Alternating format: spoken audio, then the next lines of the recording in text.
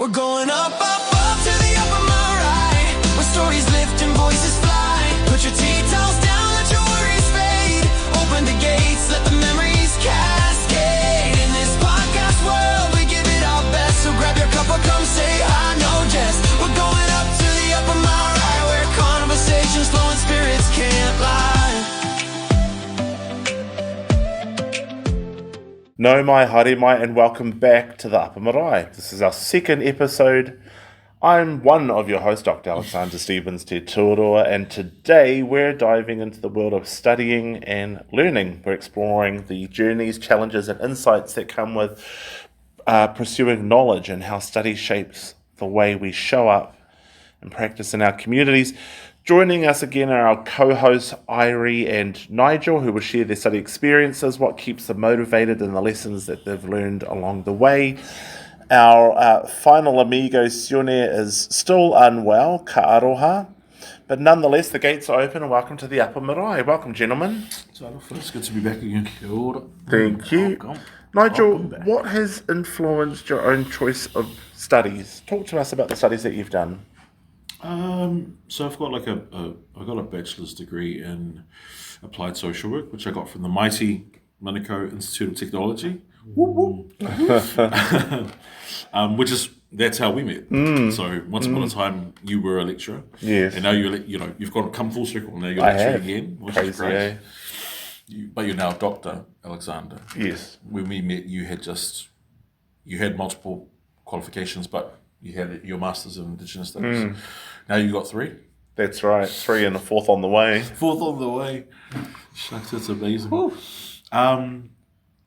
So I guess what influenced... Well, you played a big part in that. Okay. In me wanting to pursue further study because... I know your journey quite intimately, like the highs and the lows, and watching your journey through particularly the PhD journey, which was, I almost lost you. Yes.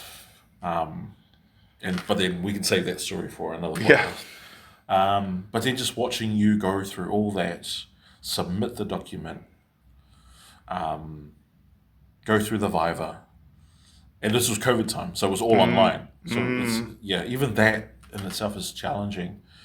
But then to be the first person to graduate with a PhD in Format 3 at AUT with no changes. Yes.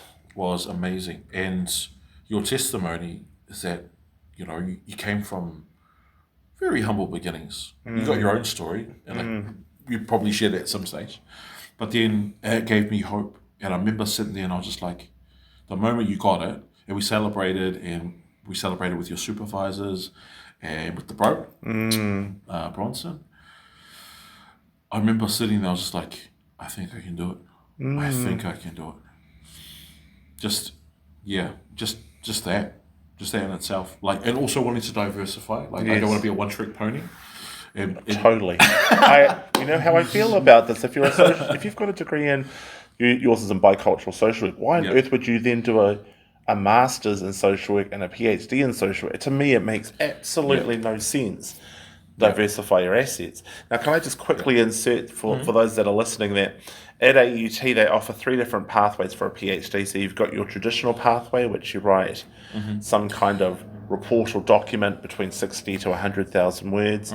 Then you've got pathway or Format 2, which looks at writing journal articles and submitting that as part of your thesis. And then you've done what you're alluding to, which is the one that I did. Pathway 3 is where you create an artifact or something that you're presenting. So in my case, it was working with something like 100 plus people over a 7-year period to develop a website called standingtallnz.org, which looks at supporting men affected by childhood sexual abuse, support people that have received a disclosure, have no idea what to do, and community. Just to help. Not all universities have this particular pathway. However, I do think as someone that's now working, at AUT, I think that pathway 3 could be incredibly useful for people, Māori and Pacific, who like to do creative things and being able to apply it. In fact, you yourself, you're doing a master's in Health practice specialising in violence and trauma. So why violence and trauma, given all the topics that are out there? Why that one? I remember I definitely wanted to do postgrad, but I didn't know what I wanted to do. And so my lovely external supervisor and I sat down and we mind mapped what I wanted to do. And in that mind map, we really narrowed down sort of like the next step. So like you said, I don't want to do another social work degree, but I do want to try something else and I want to expand. So go beyond doing frontline, beyond being a practice lead, and then step into maybe a consultancy role or an advisory role, or like a senior or executive role. And so... Principal advisor? Yeah, that's right. You know, something like that if you're working in government? Yeah. And so we had a look online, and then this degree turned up, this master's. We looked at it, and it ticked all the boxes. And so I really love the degree. I love shout out to Dr. Elaine and Rachel for all the work that they've done on the program. And I think I really enjoy it because it looks big picture. It's big picture. It's not like it's not focused solely on doing frontline work, but it's expanded out to look at what other systemic challenges or what are the historical or intergenerational challenges that have led us to where we are today. Yes, it is focused on Māori because as you know, there's an overrepresentation of Māori in negative statistics here in Aotearoa. Yeah, so there was a lot of focus on that, and there's the intergenerational trauma, there's the historical trauma, like there's all this stuff, all this complexity, and so this degree helps me understand the complexity, and then try to stop it or try to make it better at the systemic level. So not at the like individual level, but at the big picture level. And so that fascinated me. And the conversations I've had, the learnings I've had, they've opened my mind to seeing things as they are. But then also I'm hopeful that we can bring about change so we can shift it to what it ought to be, which is just opportunities for everyone to flourish. Yes. Regardless of who you are, where you come from. Nice. What about for you, Irie? Do you have the same excitement when it comes to study? You know, what made you actually even want to do any kind of study? Let me just be honest. I don't like studying. Okay, guys. I just only because mainly Where did the strong dislike of study come from? I strong assume that's your trauma. of studying mainly come from the fact that I'm still struggling with Te Reo Pākehā, English. As I grew up with Te Reo Māori being my first language and not even, studying English till I was around about 13, Wow. I believe I was. That's awesome. I was able to speak English, but I didn't really know how to spell. I didn't know how to read the words properly. Shout out to the silent letters. I don't know why you're there, but I respect you for being there in that word. Thamas, instead of Thamas. Thamas, Piopo, Leopards, Elefante, all of you out there. I will enunciate every single word, letter, syllable. Vowel, yes. But even though I don't particularly like studies, I'm doing it because, I need to gain the knowledge if I want to help people professionally and not just, be the guy who says, I can help you, I can do whatever, but be the guy who says, I can hold this space for you, I'm here to support you with all your needs, really be able to speak professionally, not only to the tangata, but also to any other kind of kaimahi involved in their mental health and well-being, such as social workers, their medical team, their nurses, their whānau, because I don't want to say something that I've heard, but I do not know what it means. Yeah, so mainly I'm gaining the knowledge just so I can be a better kaimahi towards people struggling with mental health. Yeah. And hopefully someday I can create my own way of helping other tangata Māori, even our Pacifica brothers, because English is all over the place for me. I'm sure the words jump off the pages for other people. But, find a unique way of allowing them to study and demonstrate their knowledge in a way that's comfortable for them. For me, myself, I'm really good at presenting my mahi. I'm not really a guy who likes to write it down, give it to you, wait a couple of days for you to tell me what you think, and only to struggle with the anxiety of not knowing if I pass or fail. Yeah, but create other ways where I can present the mahi and actually feel confident about what I have presented in the form that I presented it in. I mean, for context, you have to do a certificate in support work. Yes, mental certificate health. level 4 in mental health and well-being. Yes.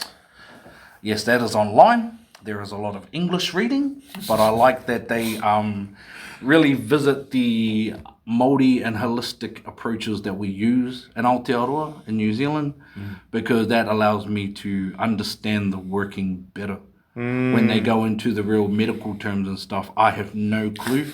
But when they go into te whare tapawha and hauora, different to health and well-being, all those similar, I understand it at a Māori level, at a level that I understand. And I'm pretty sure there will be tangata whaiora that also know more te reo than they do English. Or if they know more English than te reo, then I can teach both at the same time. I can say to them, kei kone au ki te pupuri tēnei wā mōu, I am here to hold the space for you. I just taught you some reo. So yeah, that. But one of the main motivators for me for studying is yourself, Alexander, because you said I can do it, and I always tell myself, I can and you will are very similar. yes. But you say you can do it, and I'm always that.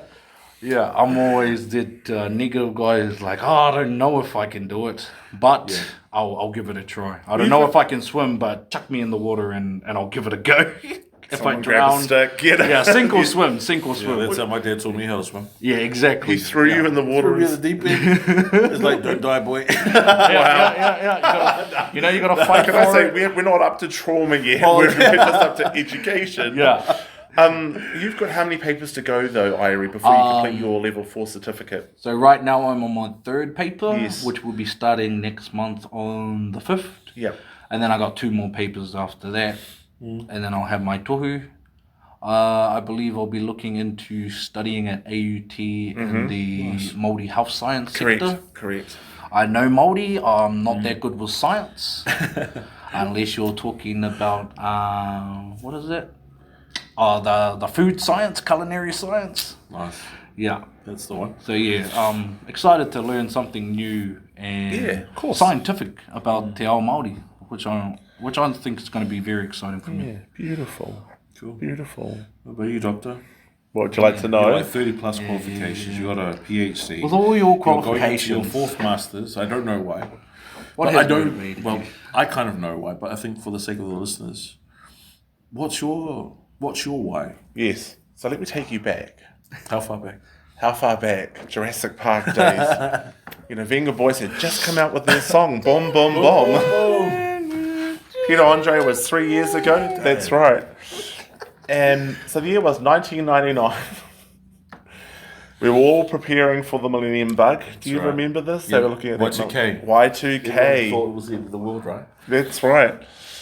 And I decided that I wanted to study. I just didn't know what to study. I left school with school cert, so I hadn't done 6th form or 7th. I just thought Do you actually... want to explain to the listeners what school cert was? Back in the day, would you like me to explain this to you, Irie? do you I know know what school the cert is? terms are. Go Have you heard on. of school certificate? Have you heard of school certificate?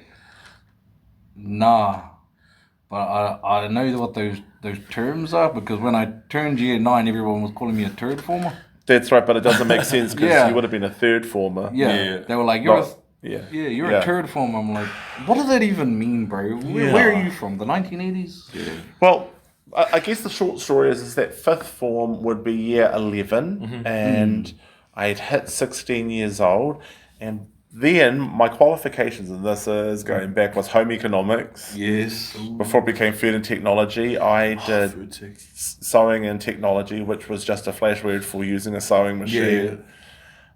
Social studies, which would have become sociology now, I suppose. They split though, eh? They did Geography split. and something else. Yes. And I think that was it.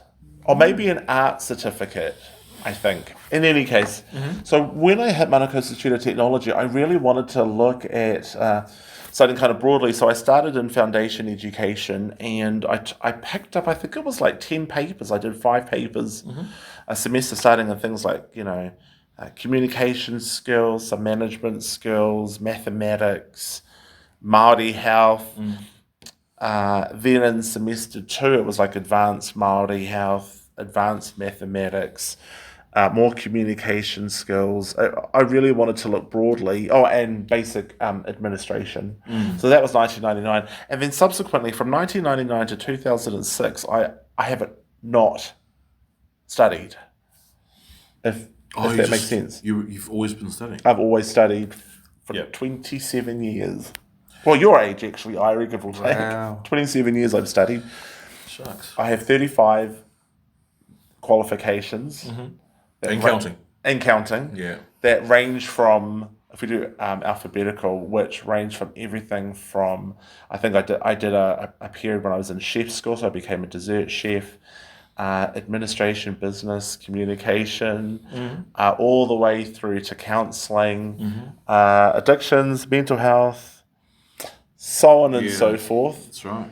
And then combined all of them together, which took place a couple of years ago. So, for example, I thought, well, if I'm going to be a counsellor, I'm going to have to learn how to run my own business. Bugger, I'm going to have to do like a business. And at that time, degrees were just starting to come in, so they were diplomas before they became degrees. Yeah. So I thought, right, I'll do a diploma in business. And then I thought, right, now that I've set up how to do my own business, I'm going to have to make sure I send out invoices, write reports and documents. Bugger, I'm going to have to do a double diploma in business administration. Then I did counselling, and then I combined that stuff. However, I mean, 35 quals might seem like a lot, but I just love it. It's actually my form of self-care. But also learning to me is just something that I've always done. I've loved knowledge. When I went to school, and I think you kind of alluded this, Irie, school was not a good time for me. Being academically inclined did not give you any friends. You got no street credit whatsoever. Yeah. That's right. And if you didn't know how to pick up a hockey stick or play rugby, whatever, you were doomed. Yeah. Right? And so I just thought, oh, well, I'm going to embrace my, this, and just kind of go for it. So, I mean, the thing that I've always found with study is that it's really guided me in ways that I didn't even think, were possible. And it's put me in positions where I just think I probably would never had an opportunity to do it. Like working in police stations, for example, and interviewing. I remember. I was like, does this guy asleep? Yeah. Yeah, well, that's right. That's when I worked at Rape Crisis, Rape Prevention Education in Auckland. And then, so that was my 9 to 5 job. And then from 5:30 to, 11:30? Weekends? Yes. Friday, Saturday, Sunday. Yeah, Friday, Saturday and Sundays. Then I would go into the Auckland Police station. And interview men that had been arrested for drink and alcohol related charges, and understand what some of the process. Then I'd have to collect urine samples and make sure that I'd get them all packed up and sent off. Literally taking the piss. I mean, that's the only way. And I was thinking, I can't believe, what I'm doing. Yep. Get home, and then from say 12:30 to 4:30 do my studies, and then go to bed and then repeat. Yeah. Was it like your Lower Marae era? Because now you're Upper Marae. Well, I mean, that's a good question. We all had to climb the mountain. In my house, in my bedroom, I've got what I call my academic wall. So it's got all my favourite quals that I've earned over the years. Which includes my PhD, a couple of my masters, but one of them is my business admin. Admin, yeah, that's right. Because I learned so much. So there were two. You could either do one diploma in business admin, or you could do the second one, which is the NZQA on top, right? Yeah, So you've got your MIT Business Administration, and then you've got the New Zealand Qualification Business Admin, and that had like more credits. So the academic person that I'm like, yeah, I'll do two at the same time. But they really set me up for life in terms of, like I said, setting up a report, writing out memos, doing all that documentation. It really has set me up, so I have no regrets about it. That's so cool. Yeah. So cool. I mean, it's been a long journey. It has. Yeah, from like 1999 all the way to today, present day. 2026. Part of, and as you've alluded to, I'm also doing my fourth master, so this one's in artificial intelligence. Breaking new ground. I want to be ahead of this wave because part of my own strain as an academic is dealing with all those beautiful students that are using ChatGPT to do their, and you know some of the stuff, not that you cheat, but you know some of the struggles as well. I don't use Yes. I don't use AI. Finish that sentence off without laughing. And what I've realised is a lot, we as academics and students are still navigating this stuff. Yeah. So what does it look like being at the front of the wave? The other reason I want to do this master's is lots of our mental health and addiction clients that IRE works with, for example, are using ChatGPT as counsellors or social workers and trying to navigate their way, not realising that all that information out there is 100% genuine. Yeah. Right? So there's stuff that's happening, and I'm looking at the space and thinking, wow, are we serving our community? Do we even know what this looks like?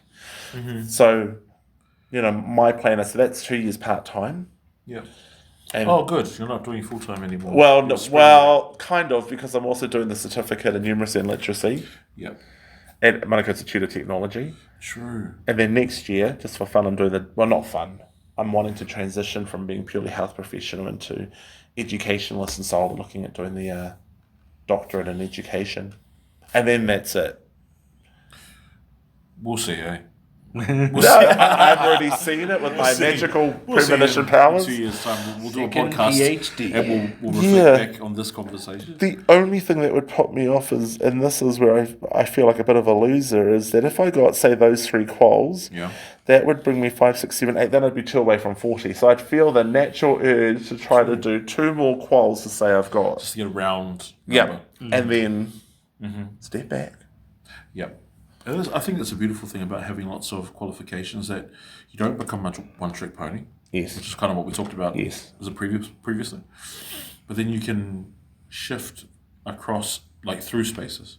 Yes. You can go, or say you might get bored in one area, then you jump to another one, then you jump to another one. Still waiting for you to, I think one of the things I'd love for you to have is like a law, something. I do. Health law and healthcare ethics postgraduate diploma. So there's that, but then also, like, I feel like there's definitely a need to understand and interpret the law and be able to advocate for the people that we work with. So whether that's like health law, which is what you work with, but then also, like, there's care and protection law. Yeah, so there's like the Children's Act, and how do we navigate that? So when we're working with people, you get like a quite a well-rounded support. Well, if you remember, I taught you social work and the law, and now that was many years ago. Basically, I jumped online, read the whole act, made notes, and then next day just jumped in and went ta-da. Yeah. The original ChatGPT. Yeah. No, this is right. Pre-chat. Make notes. Pre-AI. Yeah. This is Go I. Yes. Intelligence. Yes, or indigenous knowledge, right? Ooh, Indigenous I like knowledge. that. So, I mean, that's something that I look back on. I'm glad that, and I said this to Sione in a previous podcast. I'm glad that all my study has been pre-AI, because this way I can absolutely say I've done the work behind it. Now that ChatGPT is out, and no doubt other AIs, I'm going to be engaging with it even more and kind of seeing how this master's unfolds. Yeah. Cool. And how do we kind of work with our students and staff to... Oh, and of course, my own profession. As a drug and alcohol practitioner, what does that actually look like? Because we just don't know. Yeah. So, given all of that, what about for you, Nigel? How long have you been studying? And what inspired you to start? I mean, in the last episode, you kind of said it was one of your mates, Sorry? you know, in terms of what inspiring you to start studying. Oh, yes, yes. But then do you also want to talk about doing med school? Yeah, once upon a time, in a previous life, I was trying to get into med school. So I was at the University of Auckland. I knew growing up I wanted to do something to help people. So I think it was around about 2004, 5, 6. I was studying at MIT. Right. I didn't know any better, so I was trying to be a mechanic because my friend was being a mechanic and my cousin was also training to be a mechanic. So I thought, well, Yeah. I don't know what I'm doing, so I'm just going to go join them. Yeah, I'm not going to say it was a waste of time, but definitely, I'm just not going to be modest about this. I was the sharpest tool in the shed. Right. And so I would do the theory, I would complete the workbooks, then I would hand them out to my classmates, and then they would all fill in their workbooks. Wow. And then I would collect all my workbooks at the end of the semester and then submit those. We all passed. So I was like, okay, I'm definitely sure I have to be helping people, not working with cars. Yes. And I'm not knocking anyone who works with cars, but just this is my journey. So I went to uni, I did a foundational course, which was great, made some new friends. Then I went into the first year of like a bridging program. And I did really good. And then I was about to apply and transition over to doing the Bachelor of Health Science. And this is like just before the economic crash, the recession of 2007 and 8. And that's what put a stop to me becoming a GP. So my brother lost his job. Everyone was trying to find work. And so I thought, in my mind, I was like, okay, I'm going to push pause 6 months. I'm going to go and work, give my brother some time to find a job. 6 months turned into 4 years. And yeah, and the work was hard. That was like the most character building time of my life because I worked like, I think it was like, at one point it was 16 hours, and I literally went home to shower, eat and sleep, wake up, back at it again. And yeah, there was some stuff that was going on at the time. Like I had back injuries, I developed whooping cough, which I never had before. Developed whooping cough, I had sciatica, I had like all like injuries, which I still have today. Like I've got like a bad left knee from all the heavy lifting. And then I think in the previous podcast we did, I alluded to how I became a social worker. So that was around 2011, and I've studied ever since. There was a bit of a gap between 2015, 2017, and then I studied a graduate diploma in business. So I did that part-time for a few years, and then my lovely external supervisor, and I'm looking at you, bro. So we had a conversation about what am I going to do next. And then I was like, okay, let's do the masters. Here I am. I studied it part-time, did papers. Yes. And now I'm up to doing my dissertation. And then I'll finally complete the masters. Nice. Well, it will happen. Yes. To take a line from you, it will happen this year. I will pass. And then I'll take a nice break. And then... What is this word? When did you acquire this luxury? What's the point? Why stop now? Let's just keep going. But I definitely want that PhD. Yeah. And you know my story. Like my family is not really academic. And so, yes. Well, your mum worked in early childhood education, right? That's right. So she was an early childhood teacher. She was also a primary school / high school teacher in Samoa. She was a caregiver. So there is a whakapapa of education. Yeah, I was thinking there is. My beautiful nieces, they've got their degrees now. So, and my lovely niece in Australia, Felicity, shout out, she's just got her masters. And so I'd like to carve a new pathway for us in academia. and I'd like to be the first one to get the PhD, to become Dr. Nigel Paul Peterson. But that has a great ring to it. It's got a very Pākehā name. I'm definitely going to get the jobs and the contracts. Well, no more than... That's what it's about. Yeah, but if you look at Dr. Alexander Windsor Stevens the second, right? That's just as Pākehā. As British as. Yes, although it was my dad's way of acknowledging, you know, there's a whole history about it, but we'll share that at some other point. Can I just also quickly interrupt and say for those that are listening, so when you're doing a master's, there's a couple of options, and they're different with different points, and a dissertation is, say, a 60-point paper that's often done, say, part-time over a year to produce a small amount of work, but nonetheless powerful, compared to, say, a Masters of Philosophy, which is like 90 points 90-point paper, right? plus. Irie, the thought, so you're doing a level 4 at the moment, the thought of doing a Masters, which is a level 9, and then a PhD level 10, your level of motivation right now as you think about the possibilities of that? So Irie's looking a bit stunned for people that are listening. Be honest, brother, for other people that might be listening.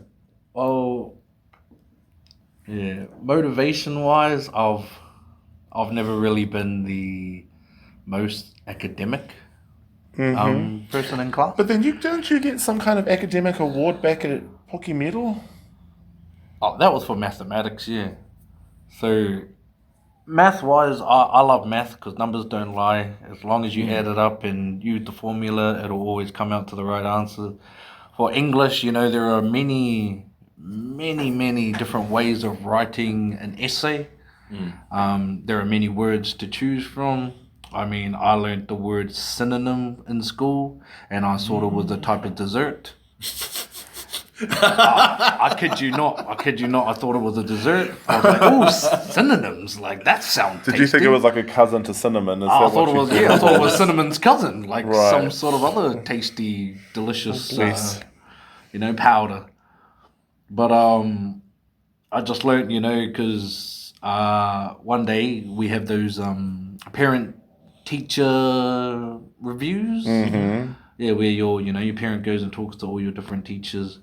And one day my mum came back and she cried. And I was like, oh, why are you crying, Mum? She's like, because your teacher just told me that you're 16 and you can read at a 19-year-old level. And I just thought, I have no idea what that means. What does that mean, Mum?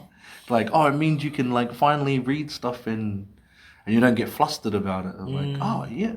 And that kind of just gave me all the motivation. That's awesome. In the world, because my mum knew I hated English. I struggled with it. She would tell me to read the newspaper every day. I would ask her what this word means, what that word means. She'd say, sound it out. I would say, people. That's people. So the English teachers need to switch up the whole sound it out thing because it's never spelt the way it sounds, Yeah, but my mum's one of my big motivators because she knows I struggle with a lot of academia, just in the Pākehā world, because I struggle with English, but in the Māori sense, any Māori mahi, easy as bread and butter. It's very simple. But the fact that my mum was proud that I could read English at a good age group level, pretty much gave me the motivation, because I was. Pre-COVID times, 2019, I was going to be a teacher. I was working as a teacher aide. That's how I was going to pay for it. Then COVID hit.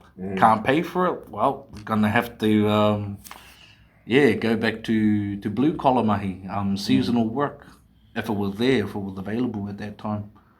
Yeah, but then, meeting you, Alexander, meeting the Brosione, meeting Nigel, realizing, I don't have to do it the traditional way. I just got to utilize the skills and the different points of view of how I see things and try fit that into, what the curriculum is asking for. Yeah, that's so cool. Nice. Nigel, as we're kind of coming up to the end, what skills have you studied helped you in unexpected ways? What skills? have helped you in unexpected ways? I think probably my most recent one is the idea of combining, because we mapped it out in this room actually. Kaupapa Māori, a kaupapa Māori framework and a Pacific framework, and then just to see it, just to see that these two frameworks can stand alone. Yes. Yeah, so like it's like you can split them up to support Māori, to support Samoan, but then you can bring them together, because the reality is that there is a growing population of mixed people. Hard out. Yeah, we're having Māori, Tongan, Māori, Samoan, Māori Cook Island, and so it's how do we support people, and my heart goes out to people who are of whakasi, because it's almost like, well, it is, because this is their narrative, not white enough to be Pākehā, not brown enough to be Māori Pacific, or not Māori enough to be Māori, but also not Samoan enough to be Samoan. And it's so like, and there's going to be some purists out there that are not going to agree with this, but I'm just like, how do we support these, for lack of a better word, mixed, this mixed population that's coming through? And like, not even that, like, at some point, you might get like a Māori Asian, like a Māori Japanese. It's like, okay, so who's the researcher that's going to do that? That's going to combine those two worldviews, because, like, you're whakasi as well, right? Me a little bit, but it's like, how do we help these people navigate this space? And so that's one of my recent learnings that's helping me in my practice, is looking at, like, using Te Ao Marama, using the domains of Te Ao Marama, but applying whaawhaletui as the critical lens to look at it at the individual level, at the community level, and at the, like, wider elder, matai, chief level. And so that's something that I'm excited about.